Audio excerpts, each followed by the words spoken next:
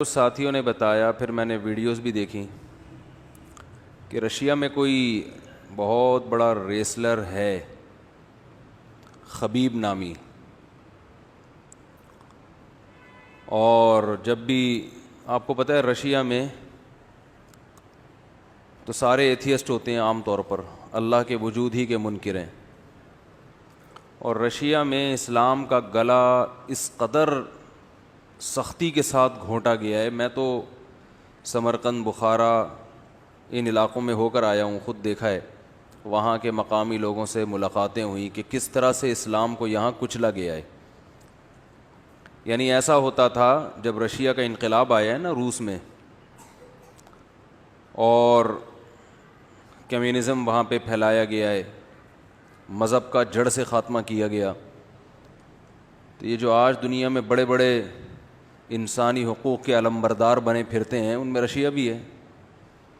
تو انہوں نے بے پناہ ظلم کیا ہے وہاں کے مقامی لوگوں نے بتایا کہ ہمارے باپ دادا پہ کیا گزری ہے۔ یعنی کسی کی زبان سے اللہ کا لفظ نکل گیا، ماشاء اللہ کا لفظ نکل گیا، کسی کے گھر سے قرآن نکل گیا تو اسے قتل کر دیا جاتا تھا، اس کے پاس دوسرا کوئی آپشن نہیں تھا۔ تو لوگوں نے ایسے وہاں قرآن کو زندہ رکھا اور ایمان کو زندہ رکھا کہ گھروں میں تہخانے بنا کے لیبل لگاتے تھے شراب خانوں کا، اور تصویریں ایسی لگا دیں جس سے جب رشیا کے فوجی آئیں تو وہ یہ سمجھیں کہ یہ لبرل لوگ ہیں، اور اندر تہخانوں کے اندر چھپ چھپ کے قرآن مجید کی تعلیم، تاکہ ہمارے بچوں میں اسلام ٹرانسفر ہو۔ ایمان کتنی بڑی نعمت ہے، دیکھو یار، جن کو قدر تھی انہوں نے اپنا ایمان بچا کے دکھایا۔ اور آج ہمارے ہاں والدین کو فکر ہی نہیں ہوتی کہ بچہ ایتھیزم کی طرف جا رہا ہے، ایمان میں بس پڑھائے، کمائے اور بڑا آدمی بنے دنیا میں۔ تو میں جب ازبکستان میں تھا، وہاں ایک آدمی کی کارگزاری سن کے میں اپنی آنکھوں پہ ضبط نہیں کر سکا۔ اس نے بتایا کہ میری دادی کا جب انتقال ہوا نا، تو وہ کلمہ پڑھتے ہوئے جا رہی تھی اور کہہ رہی تھی، اے اللہ تو گواہ رہنا، میں ایمان پر مر رہی ہوں۔ میں نے اب تک 90 سال کی عمر میں اس کی دادی کا انتقال ہوا، اب تک اپنے ایمان کو میں نے بچا کے رکھا ہے، میں گواہی دے کے جا رہی ہوں، تو بھی گواہ رہنا اس پر، مجھے ان لوگوں میں شمار نہ کرنا۔ تو کیسے اس نے 90 سال تک اپنے ایمان کو اس ماحول میں بچایا ہوگا، آپ اندازہ لگاؤ کیسے بچایا ہوگا۔ تو وہاں جو علماء تھے تہخانوں کے اندر چھپ چھپ کے قرآن کی تعلیم، یعنی کوئی بھی اسلامی شعار یا علامت ان کو نظر آتی نا، رشین کو داڑھی تو بہت دور کی چیز، کوئی بھی علامت ماشاء اللہ، اللہ اکبر، یا اس طرح کا، بچوں سے پوچھتے تھے، انکوائری کرتے تھے تمہارے والدین تمہیں کیا سکھاتے ہیں۔ تو جن والدین نے اپنے بچوں میں ایمان کو منتقل کیا، مذہب پہ قائم رکھا، وہ اپنے بچوں کو سکھاتے تھے کہ باہر یہ کہنا ہے، گھر میں اس طرح رہنا ہے۔ تہخانوں کے اندر قرآن کو پڑھایا گیا، تو ایسے ان لوگوں نے اپنے ایمان کی حفاظت کی ہے۔ تو رشیا کا جو مشہور ریسلر خبیب، سنتا تھا میں اس کے بارے میں کہ لڑکے بتاتے تھے کہ ریسلنگ سے پہلے الحمدللہ، میں ریسلنگ دیکھتا اس لیے نہیں ہے کہ چڑیاں پہن کے، ظاہر ہے وہ تو سطر میں داخل ہے نا، اب جتنی اللہ نے اس بیچارے کو سمجھ، مجھے نہیں پتہ یہ چڈی پہن کے لڑتا تھا یا پورے پراپر ڈریس ہوتا تھا، واللہ عالم۔ لیکن ایک بات بڑی خاندانی، کہ اس کنٹری میں اللہ کا نام لینا، کلمہ شہادت پڑھنا، الحمدللہ کہنا، یہ جو اسلام کے شعار ہیں، اور UFC میں یعنی الٹیمیٹ فائٹنگ چیمپئن شپ نا، الٹیمیٹ فائٹنگ، یہ بہت بڑے ماہر آدمی ہیں، ان کا خبیب بھائی سے بڑے پرانے تعلقات ہیں، ان کو دیکھ لیں آپ، خبیب بھائی سے نا ان کی بہت پرانی الیکس اسلام دعا ہے۔ تو الٹیمیٹ فائٹنگ چیمپئن شپ، تو اس میں 29 مقابلے جیتنا، 29، یہ میرا خیال ہے ورلڈ ریکارڈ ہے جو ہم نے سنا ہے، کہ دنیا میں اب تک کوئی ایسا چیمپئن گزرا نہیں ہے، اتنا بڑا چیمپئن کہ 29 مقابلے لگاتار جیتے ہوں، اور پھر اپنی ماں کے کہنے پہ چھوڑ دیا۔ دیکھو جب آپ بھی ترقی کی عروج پر ہوتا ہے پھر دنیا چھوڑ دیتا ہے, کھیل نہیں چھوڑتا. کھیل تو جب چھوڑا جاتا ہے جب آپ کو پتا ہوتا ہے کہ اب میرا زوال شروع ہے. 29 میچز جیتنے کے بعد صرف ماں کے کہنے پر چھوڑ دینا, اس لیے کہ ہر میچ میں اس کے والد اس کے ساتھ ہوتے تھے جنہوں نے اس کو یہ سکھایا. تو والد کا انتقال ہو گیا کرونا سے, تو والدہ نے کہا کہ اب باپ کے بغیر تمہیں رنگ میں اترنے کی اجازت نہیں ہے. اس نے اعلان کر دیا میری ماں نے منع کیا ہے. بتاؤ دنیا میں کوئی ایسا ماں کی اطاعت کرنے والا مارکیٹ میں نظر آئے گا آپ کو؟ ہیں, لیکن آپ کو یہ مسلمانوں میں نظر آئیں گے. یہ اسلام کی خوبی ہے. سعودی عرب میں کیس ہوا تھا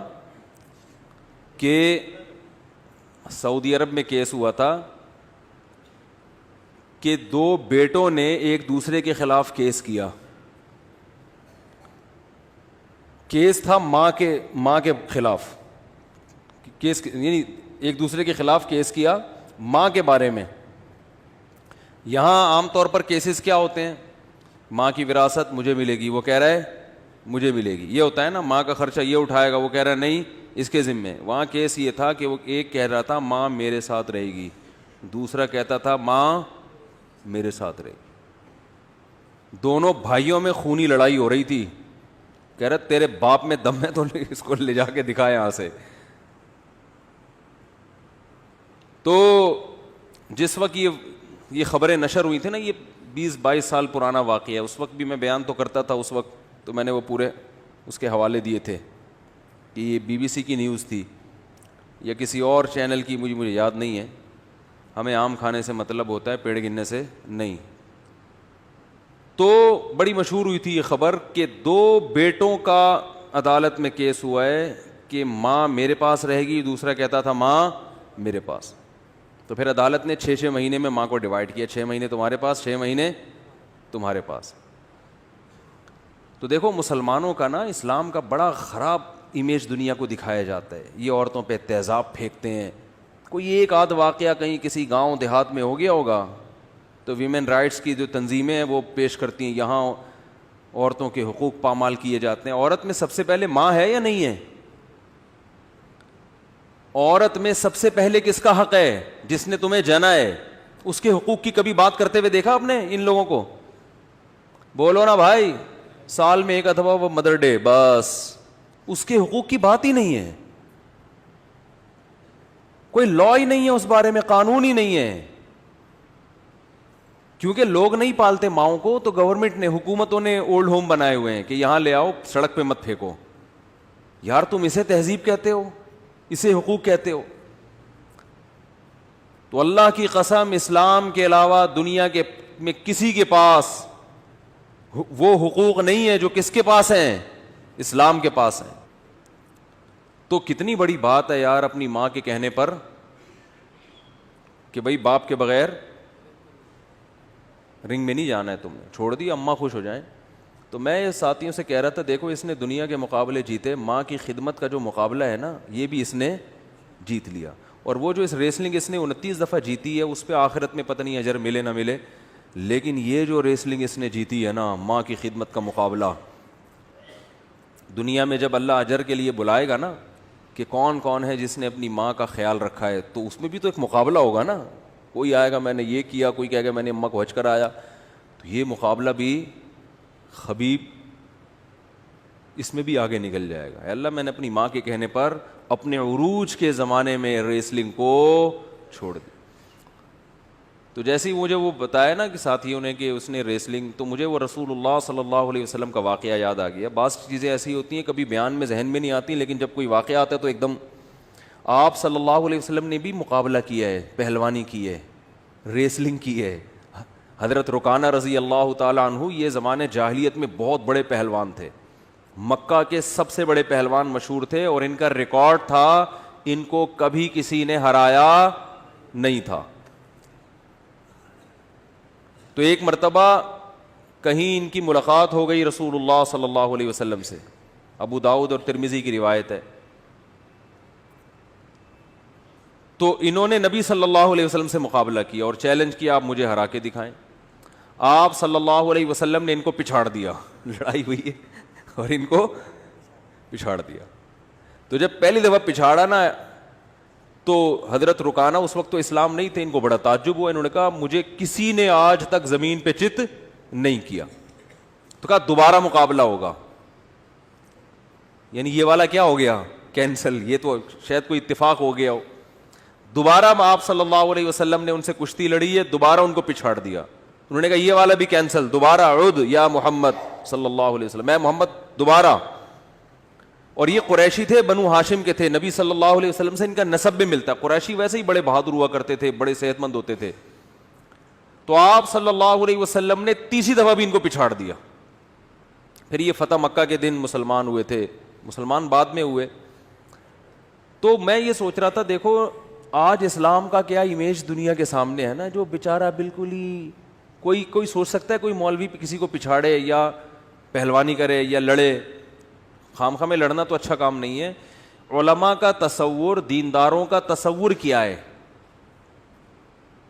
کہیں پھڈا ہو جائے تو پٹیں طبیعت سے, یہ بہت نیک آدمی ہے. یہی ہے کہ نہیں ہے؟ اخلاق اتنے اچھے ہوں کہ کوئی بھی کچھ بھی کر کے چلا جائے ان کے ساتھ, ان کو غصہ نہ آئے. ہمارے نبی صلی اللہ علیہ وسلم نے پہلوانی بھی کی ہے. تو کوئی مفتی اگر تیراکی کر لیتا ہے, یہ تو پہلوانی سے کم درجے کا کام ہے نا, پہلوانی میں تو پٹخا جاتا ہے بھائی ٹھیک ہے. تو اسلام کا جو تصور ہمارے دماغوں میں آیا ہے نا, وہ تصور ٹھیک بولو نہیں ہے. میرے جو اساتذہ ہیں نا, جن سے میں نے علم حاصل کیا, بہت نیک ہیں, تہجد گزار ہیں, والی بال کھیلتے ہیں پابندی کے ساتھ. جتنے میرے ٹیچرز ہیں مدرسے میں, بڑے بڑے عالم